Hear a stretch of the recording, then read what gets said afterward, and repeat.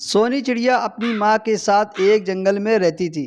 उसके बाप को गुजरे हुए 5 साल हो गए थे। एक दिन सोनी चिड़िया की माँ बीमार पड़ जाती है। बीमारी की हालत में वो सोचने लगती है, अब मेरी तबीयत बहुत ज़्यादा खराब हो चुकी है। अगर मुझे कुछ हो गया तो सोनी चिड़िया का ख्याल कौन रखेगा। मैं आज ही अपने मालिक को बुलाऊंगी कि वो मेरी सोनी चिड़िया को गोद ले ले और उसकी अच्छी से देखभाल करे। मेरा मालिक मेरी बेटी को गोद जरूर ले लेगा। मैंने कई सालों से सेवा जो की है। बीमारी के कारण सोनी चिड़िया की माँ एक सप्ताह से काम पर नहीं जा रही थी। तभी उसका मालिक उसके घर आ जाता है और पूछता है, क्या हुआ बहना, तुम एक सप्ताह से काम पर नहीं आ रही हो, इसलिए मैं तुम्हें देखने के लिए आया हूँ। सेठ जी, अच्छा किया जो आप आ गए। मैं आज ही आपको याद कर रही थी। अब मुझे ऐसा लग रहा है कि मैं बचूंगी नहीं। सेठ जी, ये मेरी बेटी है सोनी चिड़िया। मैं चाहती हूँ कि आप इसका देखभाल करें। ठीक है मोटी चिड़िया, मैं अपनी पत्नी से पूछकर तुम्हें बताऊंगा। घर जाकर सेठ अपनी पत्नी को पूरी बात बताता है। कबूतर सेठ बोलता है, सुंदरी कबूतरी, मेरी कंपनी में एक पक्षी काम करता है। वो पिछले सप्ताह से बहुत बीमार है और वो कह रहा था कि मैं उसके बच्चे को गोद ले लूं। क्या आप इसके लिए राजी हैं? अरे कबूतर सेठ, क्या बात कर दी। हमारा तो खुद ही एक बेटा है मोनू, और मैं भला किसी दूसरे के बच्चे को गोद क्यों लूं।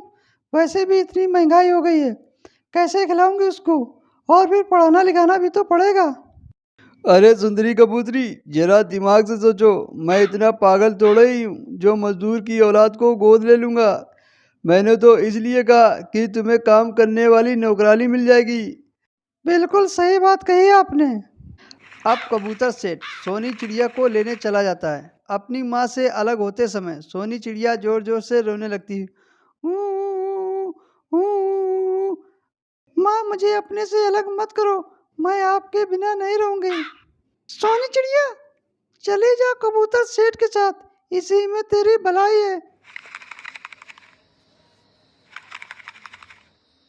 कबूतर सेठ अपने काम में बिजी हो जाता है और सुंदरी कबूतरी सोनी चिड़िया से बात करने लगती है। अरे सोनी चिड़िया, तू कुछ खाएगी? नहीं माँ, मुझे भूख नहीं लगी है। अरे सुन सोनी चिड़िया, मैं तेरी माँ वाँ नहीं हूँ। मुझे मालकिन बोला कर। जा, बाहर बरामदे में सो जा। सोनी चिड़िया बाहर बरामदे में सो जाती है। तभी अगली सुबह सुंदरी कबूतरी सोनी चिड़िया के पास जाती है और बोलती है, ए सोनी चिड़िया, उठ जा और जाकर घर का काम कर। सोनी चिड़िया काम करने लगती है। शाम को जब कबूतर कंपनी से घर आता है तो वो सोनी चिड़िया से खाना मांगता है। सोनी चिड़िया, मेरे लिए गर्मा गर्म भोजन लेकर आओ। अभी लाती हूँ साहब। ये लीजिए साहब। कैसा भोजन है? मैंने तुम्हें गर्म खाना लाने के लिए बोला था और तुमने मुझे ठंडा खाना लाकर दे दिया। सारा मूड खराब कर दिया। ये कहकर कबूतर सेठ सोनी चिड़िया को डंडे से मारने लगता है। ऐसे होते करते समय गुजरने लगता है। एक दिन कबूतर सेठ को पता चलता है कि सोनी चिड़िया की माँ मर गई है। कबूतर सेठ सोनी चिड़िया को ये बात नहीं बताता है। अब कबूतर सेठ और सुंदरी कबूतरी सोनी चिड़िया पर और ज़्यादा अत्याचार करने लगते हैं। उसी समय कौवा ये सब देख लेता है और उस पर दया करने की सोचने लगता है और उसे पीटने से बचा लेता है। अरे सफेद कबूतरी, तुम्हें जरा सी भी दया नहीं आती है? क्या किसी को कोई इस तरह से पीटता है? अब सोनी चिड़िया यहाँ नहीं रहेगी। मैं आज ही इसको अपनी माँ के पास छोड़कर आता हूँ। कौवा सोनी चिड़िया को उसके माँ के पास ले जाता है और वहाँ जाकर पता चलता है कि उसकी माँ इस दुनिया को छोड़कर चली गई है। ये सुनकर सोनी चिड़िया बहुत रोती है। तभी कालू कौवा सोनी चिड़िया से कहता है, अब तो तुम्हारी माँ भी चल बसी और कबूतर सेठ के घर ठीक से रह नहीं पाओगी। तुम अब अकेली हो गई हो। मेरी बात को अगर बुरा ना मानो तो तुम मुझसे शादी कर लो।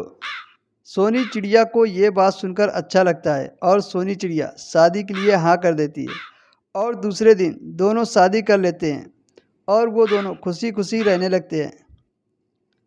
दोस्तों, अगर हमारी कहानी पसंद आई हो तो वीडियो को लाइक करें और हमारे चैनल को सब्सक्राइब करें।